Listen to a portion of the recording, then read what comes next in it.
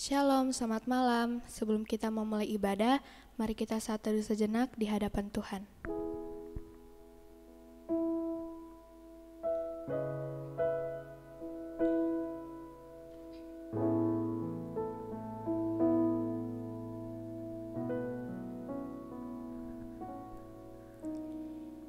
Tuhan Yesus, terima kasih buat setiap kebaikan-Mu di dalam kehidupan kami, Tuhan. Terima kasih Engkau telah memberkati aktivitas kami, Tuhan, dari pagi hingga pada saat ini, Tuhan. Dan pada saat ini, Tuhan, kami mau beribadah, Tuhan. Biarlah Engkau berkati setiap hati kami, Tuhan, agar kami boleh betul-betul, Tuhan, datang untuk mencari Engkau. Berkati ibadah ini, Tuhan, dari awal pertengahan hingga berakhirnya, Tuhan, sehingga boleh berjalan seturut dengan kehendak-Mu. Terima kasih, Tuhan Yesus. Dalam nama-Mu kami berdoa dan mengucap syukur. Haleluya. Amin. Ya Tuhan, ajarilah kami untuk saling mengasihi, saling mengampuni, dan biarlah kami dapat membangun relasi yang baik terhadap Engkau, bahkan sesama kami.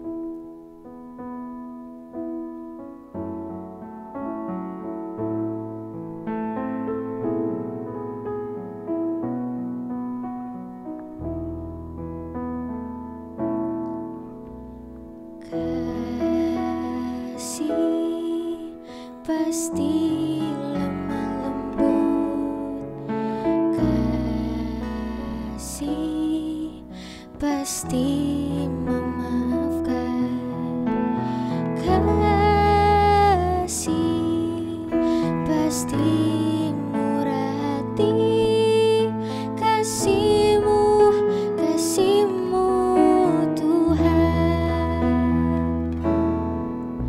Ajarilah kami ini saling mengasihi, ajarilah kami ini saling mengampuni, ajarilah kami ini kasih-Mu ya Tuhan, kasih-Mu kudus tiada batasnya.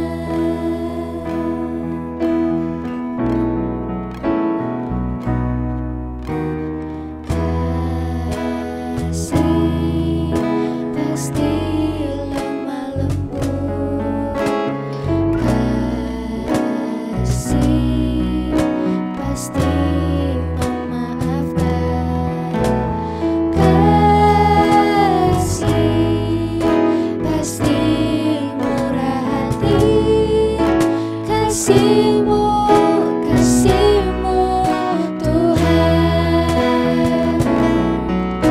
Ajarilah kami ini saling mengasihi, ajarilah kami ini saling mengampuni, ajarilah kami ini kasih-Mu ya Tuhan, kasih-Mu kudus tiada batasnya. Ajarilah kami ini saling mengasihi, ajarilah kami ini saling mengampuni, ajarilah kami ini kasih-Mu ya Tuhan, kasih-Mu kudus tiada batasnya.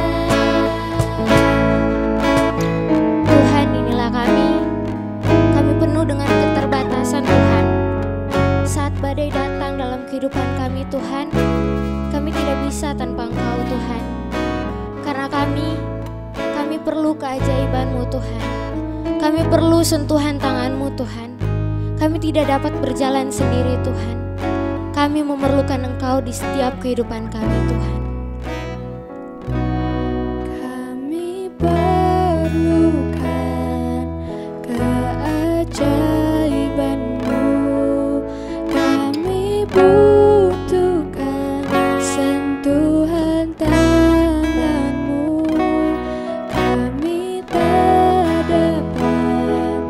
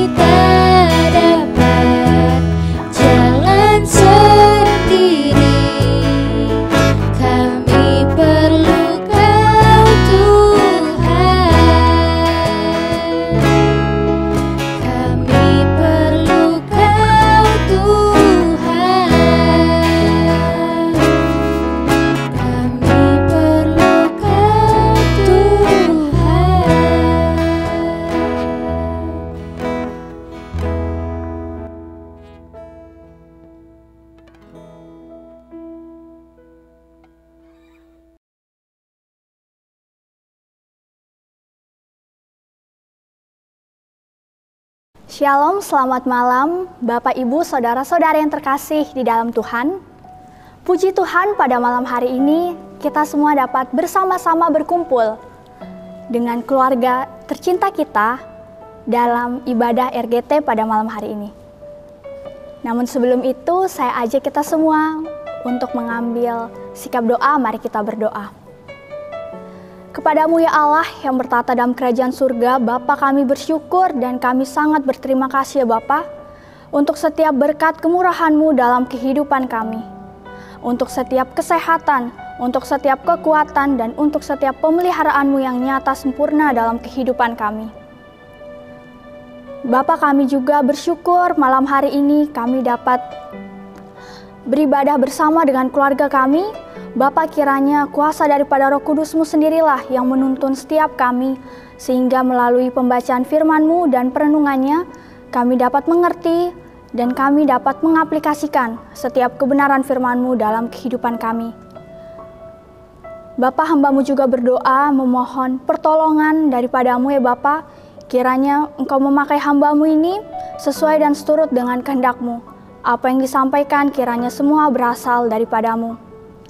Bapa, berbicaralah kepada setiap kami siap untuk mendengarkan kebenaran firman-Mu. Kami berdoa, kami mengucap syukur. Amin. Saudara-saudari yang terkasih di dalam Tuhan, apa kabarnya selama 1 minggu ini? Apakah kita saat ini sedang berada dalam situasi yang baik? Ataukah kita saat ini sedang berada dalam situasi yang kurang baik? Baik ataupun tidak baik keadaannya, kita harus terus bersyukur sebab Allah terus memelihara kehidupan kita. Bapak Ibu yang terkasih, hari ini saya akan membahas satu tema penting dalam kehidupan kita sebagai makhluk sosial. Bersama-sama kita akan membahas satu tema yang berbicara tentang bangunlah relasi yang baik. Bangunlah relasi yang baik. Mari bersama-sama kita membuka kitab kita di kitab Matius 22 ayat ke-34 hingga ayat ke-40. Matius 22 ayat ke-34 dan ayat ke-40. Saya akan membacakan perikop ini untuk Bapak Ibu sekalian. Ketika orang-orang Farisi mendengar bahwa Yesus telah membuat orang-orang Saduki itu bungkam, berkumpullah mereka, dan seorang dari mereka, seorang ahli Taurat, bertanya untuk mencobai dia. Guru, hukum manakah yang terutama dalam hukum Taurat? Jawab Yesus kepadanya, kasihilah Tuhan Allahmu dengan segenap hatimu, dan dengan segenap jiwamu, dan dengan segenap akal budimu. Itulah hukum yang terutama dan yang pertama. Dan hukum yang kedua yang sama dengan itu ialah, kasihilah sesamamu manusia seperti dirimu sendiri. Pada kedua hukum inilah tergantung seluruh hukum Taurat dan kitab para nabi. Sungguh menarik perikop yang kita baca pada malam hari ini. Bapak Ibu yang terkasih, sebagaimana yang kita tahu bahwa manusia itu diciptakan Tuhan sebagai makhluk sosial. Sebagai makhluk yang saling membutuhkan satu sama lain, baik dalam keluarga, baik dalam pekerjaan, maupun seluruh aspek kehidupan kita pastinya memerlukan manusia lainnya. Contohnya, kita membutuhkan teman hidup, membutuhkan teman sekerja, membutuhkan sahabat, dan lain-lain sebagainya. Artinya, kita sebagai manusia, sebagai makhluk sosial, seharusnya menjalin relasi dengan baik. Coba bersama kita bayangkan, bagaimana jika di dunia ini tidak ada orang lain selain diri kita? Akan seperti apa jadinya? Pasti kita akan sangat sulit melakukan segala hal dengan kekuatan kita yang bisa dibilang terbatas. Kita akan sangat sulit untuk melakukan pekerjaan berat, misalnya mengangkat meja ini. Jika saya mengangkat meja ini sendiri, saya tidak akan mampu. Jadi saya memerlukan bantuan dari orang lainnya untuk mengangkat meja ini.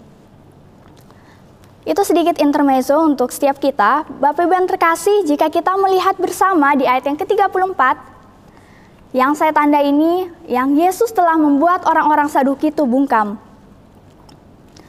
Nah, kenapa Yesus membuat orang-orang Saduki itu bungkam? Kita bisa melihat di ayat sebelumnya atau di perikop sebelumnya.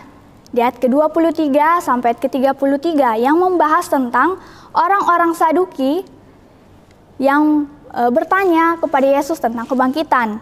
Nah, di sini Yesus membuat mereka bungkam karena di perikop sebelumnya Yesus telah memberikan jawaban yang baik gitu. Nah, alasan orang Saduki ini bertanya seperti itu karena mereka ingin menjatuhkan Yesus dengan jebakan teologis. Kemudian kalau kita melihat di ayat 35, dan seorang dari mereka, seorang ahli Taurat bertanya untuk mencobai dia. Nah, ahli Taurat di sini menggunakan kata nomikos, yang bisa kita terjemahkan sebagai orang yang terbaik atau mengerti tentang Taurat, atau seseorang yang menafsirkan dan juga mengajarkan Taurat Musa. Jadi di ayat 35 ini, seorang ahli Taurat itu mencoba untuk sekali lagi bertanya kepada Yesus tentang hukum yang terutama. Nah, kita bisa lihat di ayat yang ke-36, Guru, hukum manakah yang terutama dalam hukum Taurat? Wah, ini adalah suatu pertanyaan yang sangat sulit dan dilematis. Kenapa saya katakan sangat sulit dan dilematis? Karena dalam kitab suci ada begitu banyak, ada ratusan hukum dan perintah. Bahkan menurut tradisi Yahudi, Bapak Ibu yang terkasih, ada sekitar 613 perintah yang terbagi menjadi 248 perintah yang harus dilakukan dan 365 perintah dilarang gitu. Manusia tidak boleh melakukan.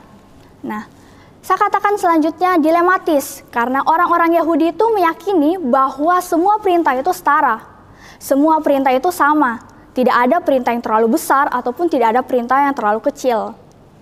Maka dari itu ahli Taurat ini bertanya kepada Yesus, hukum manakah yang terutama dalam hukum Taurat?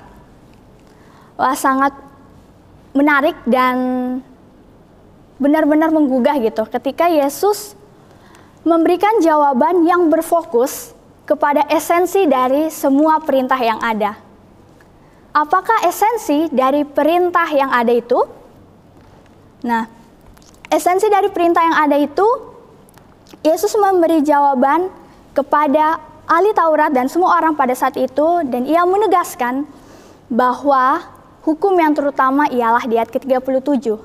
Kasihilah Tuhan Allahmu dengan segenap hatimu, dan dengan segenap jiwamu, dan dengan segenap akal budimu. Kasih yang digunakan di ayat ini itu dalam bahasa Yunani-nya itu menggunakan arti agape seis.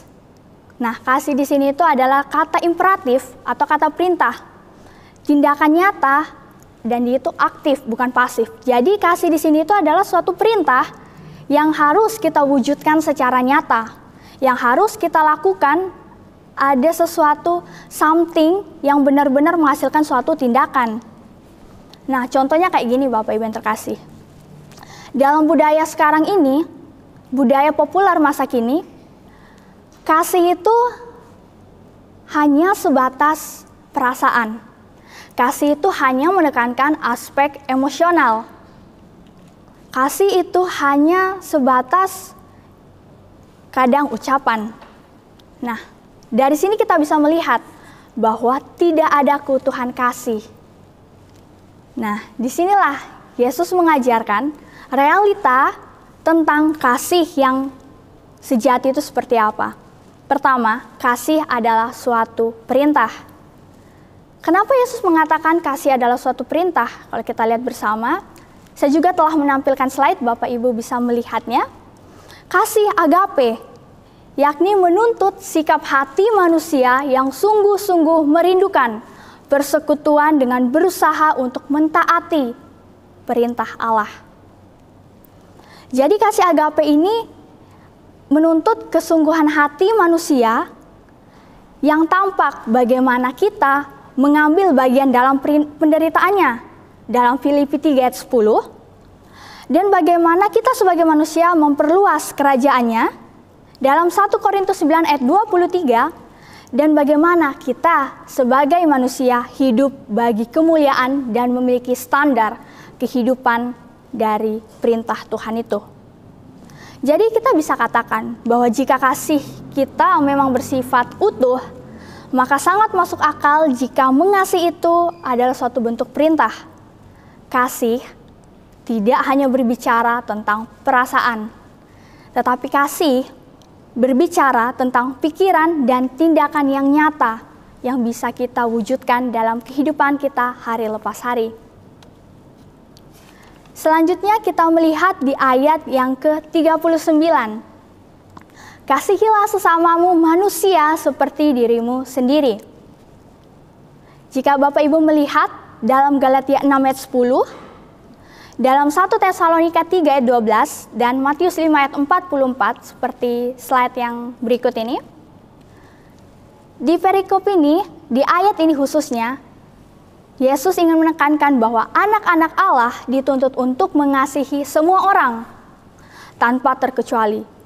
Mengasihi orang yang baik kepada kita, mengasihi orang yang jahat kepada kita, ataupun orang yang menganiaya kita, kita sebagai orang percaya, sebagai anak-anak Allah dituntut untuk mengasihi tanpa terkecuali. Nah, kita lihat gambar berikut. Gambar berikut ini adalah 10 perintah Allah yang terdapat dalam Keluaran 20. Jika kita melihat perintah yang pertama sampai perintah yang keempat, itu membahas tentang relasi vertikal antara manusia dengan Allah. Sementara dalam perintah yang kelima sampai perintah yang ke-10, membahas tentang relasi horizontal antara manusia yang satu dengan manusia yang lainnya.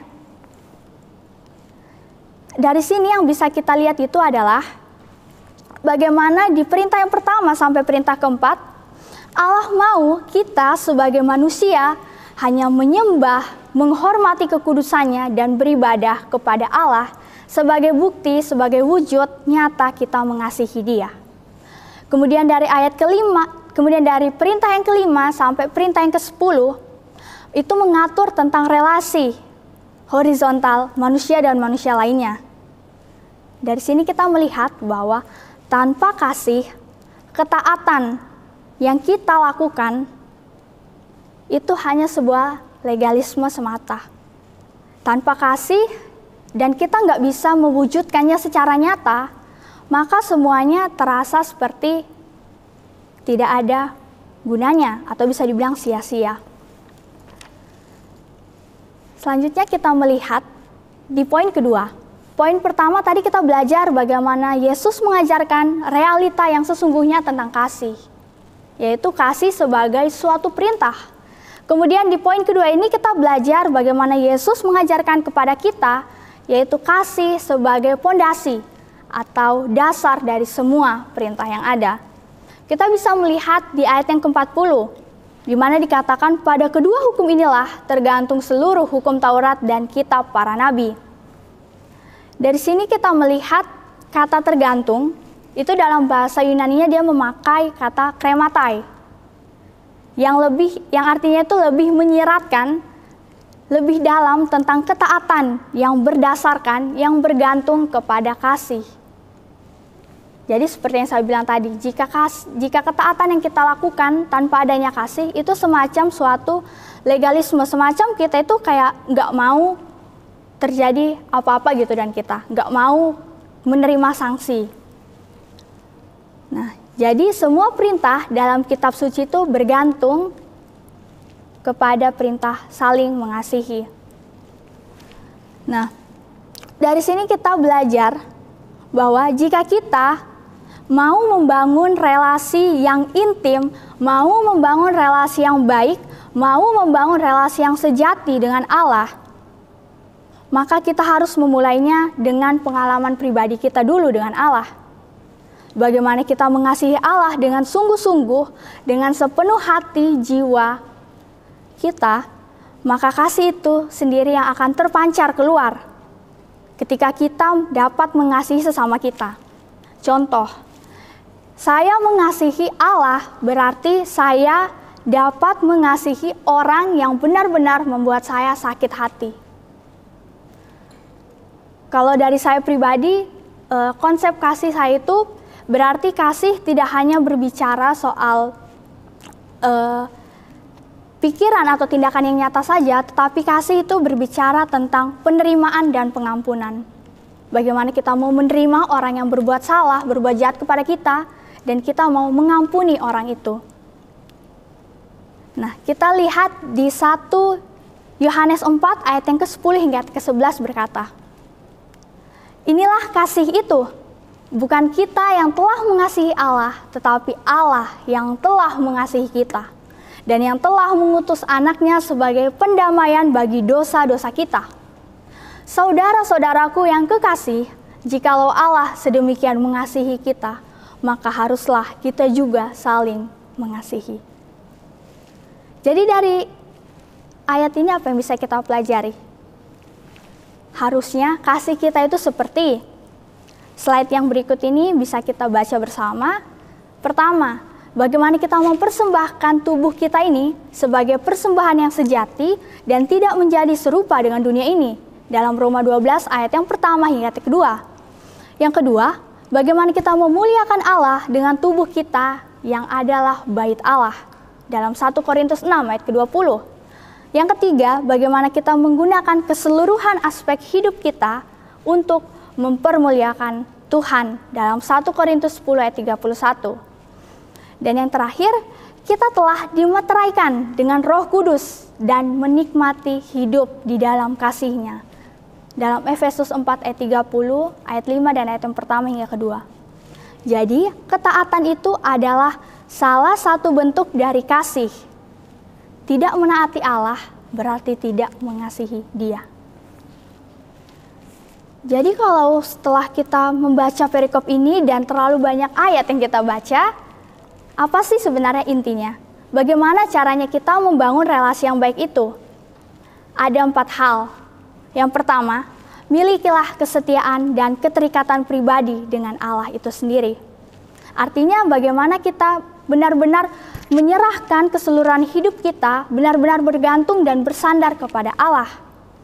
Kemudian yang kedua, milikilah iman sebagai sarana yang kokoh, di mana iman kita itu sebagai penghubung antara Bapa dengan kita sebagai anaknya. Kemudian yang ketiga, milikilah ketaatan yang sungguh-sungguh. Bagaimana kita benar-benar mau hidup sesuai dengan standarnya Allah.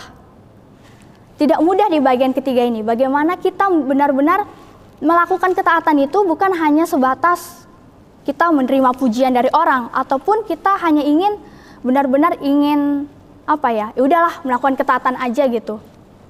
Toh ada untungnya, nggak ada untungnya, yang penting saya lakuin aja gitu. Enggak. Tetapi di sini bagaimana kita menjaga kekudusan hidup kita dengan standarnya Allah itu sendiri. Dan yang terakhir, yang keempat, milikilah kerinduan untuk bersekutu, untuk bangun hubungan yang intim dengan Allah. Dengan cara seperti apa? Baca Alkitab, doa, saat teduh, ataupun hal-hal lainnya. Mungkin ketika kita sedang bawa kendaraan di jalan, kita lihat orang-orang di sekeliling kita bisa mendoakan orang-orang itu. Jadi dulu waktu saya masih di asrama, dosen saya itu bilang, kalau misalnya kita lagi jalan-jalan pagi, kita bisa lihat orang-orang itu, kemudian kita doain gitu. Atau kita sedang melihat, kayak sekarang kan lagi pandemi, kita doain. Mungkin terlintas tiba-tiba di pikiran kita, ya ampun, sekarang lagi masa pandemi, di Kota Palu sendiri sudah tambah banyak. Mari kita sama-sama ambil waktu untuk mendoakan. Nah, yang terakhir dari slide gambar ini adalah love God, love others. Love God, love others. Jadi, Tuhan Yesus pun memberikan kepada kita perintah baru yang sangat indah dan bersumber pada pengalaman kita terhadap kasih-Nya. Dalam Yohanes 13 ayat ke-34 berkata, "Sama seperti Aku telah mengasihi kamu, demikian pula kamu harus saling mengasihi." Bangun dan milikilah relasi yang baik dengan Allah lewat doa dan perenungan firman-Nya, sehingga kita mampu menyadari dan mengalami kasih-Nya. Dan jangan lupa, bangunlah relasi yang hangat juga dengan orang-orang di sekitar kita. Soli Deo Gloria, Tuhan Yesus memberkati kita semua. Mari kita satu dalam doa, kita berdoa. Bapa, kami bersyukur, kami berterima kasih Bapa untuk setiap kesempatan untuk kami bisa mendengarkan sebagian daripada kebenaran firman-Mu ya Bapa. Bapa, biarlah kebenaran firman-Mu sendiri inilah yang berbicara dalam hati dan pikiran kami dan dapat menjadi rema dalam kehidupan kami. Dan kami pun dapat menerapkannya dalam kehidupan kami hari lepas hari. Bapa, ajarilah kami untuk memiliki kasih agape itu ya Bapa dalam diri kami. Ajarlah kami untuk memiliki kasih yang benar-benar sesuai dan seturut dengan kehendak-Mu ya Bapa. Sehingga ketika kami dimanapun kami berada, dengan siapapun kami berada, dan saat situasi dan kondisi apapun kami berada ya Bapa, kami dapat memancarkan kasih itu dalam kehidupan kami dapat menjadi saluran berkat bagi orang-orang di sekitar kami ya Bapa. Bapa, jika saat ini kami memiliki relasi yang kurang baik dengan-Mu ya Bapa, biarlah melalui pemberitaan firman ini kembali menegur kami, kembali mengingatkan kami bahwa bagaimana kami sebagai manusia perlu untuk membangun relasi yang intim dengan-Mu, perlu untuk benar-benar bergantung dan bersandar secara penuh dalam kehidupan kami kepada-Mu ya Bapa. Bapa, terima kasih untuk kebenaran firman-Mu ini. Kami sangat bersyukur, kami mengucap syukur untuk semuanya Bapa. Haleluya, amin. Shalom, Tuhan Yesus memberkati.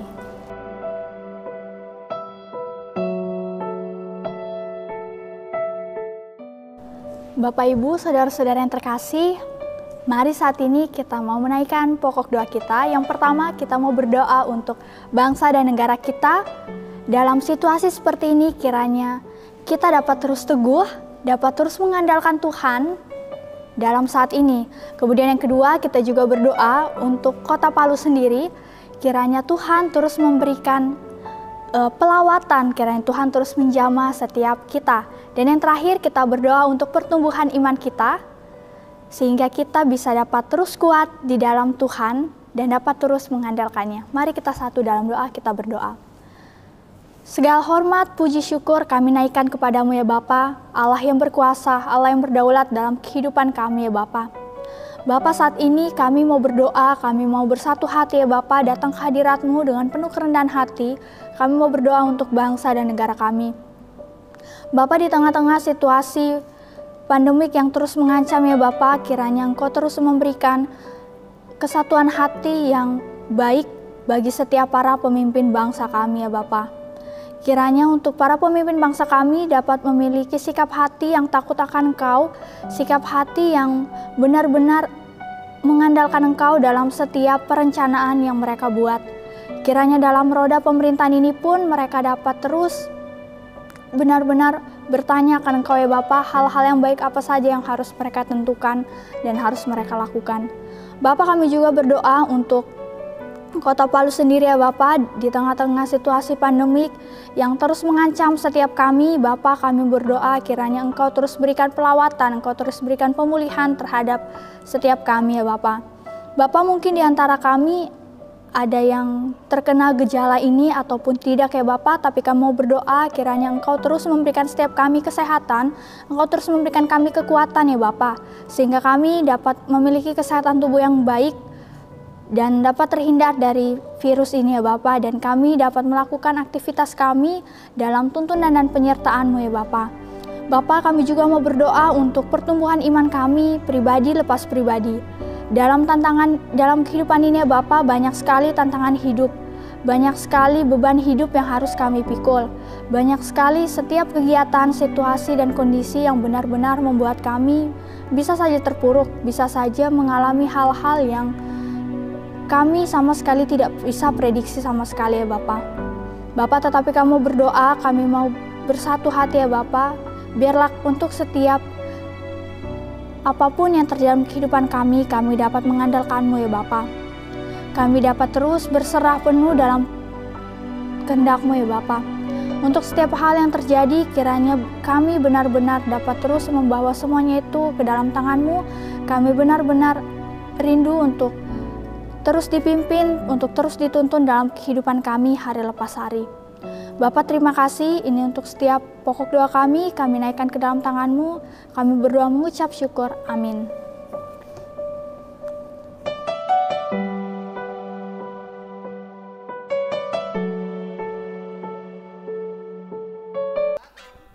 Tiba saatnya kita akan memberikan yang terbaik untuk Tuhan.